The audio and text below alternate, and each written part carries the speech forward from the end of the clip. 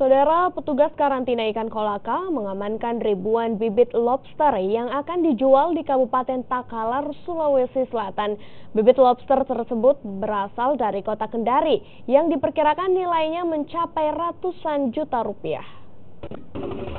Ribuan ekor bibit udang lobster ini dilepaskan di Pelabuhan Samudra Kolaka oleh petugas karantina ikan Kolaka. Udang lobster dilarang untuk ditangkap serta diperjualbelikan jika dalam kondisi bertelur dan berukuran di bawah 8 cm. Bibit lobster asal Kendari ini akan dijual di Kabupaten Takalar. Namun saat hendak dikirim melalui kapal feri di Pelabuhan Kolaka menuju Bajoy, Sulawesi Selatan, petugas karantina ikan Kolaka langsung menyita seluruh bibit udang lobster. Nilai ribuan bibit udang lobster ini diperkirakan mencapai 480 juta rupiah, sebab di Takalar dijual dengan harga Rp150.000 per ekor. Yang kita curigai kebetulan dan juga ada informasi dari orang-orang kapal di bawah.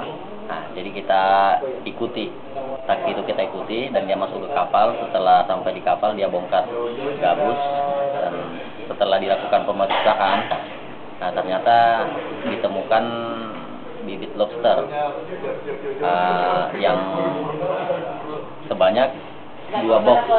Jadi satu box itu berisi sekitar 8 kantong, yang mana per kantongnya itu sekitar 200-an. Saat ini sang pemilik bibit lobster, Andi Junaidi, masih diamankan petugas karantina ikan Kolaka. Sementara petugas karantina ikan Kolaka akan menelusuri asal-muasal bibit lobster di wilayah kota Kendari. Muzakir Aziz, Kompas TV, Kolaka, Sulawesi Tenggara.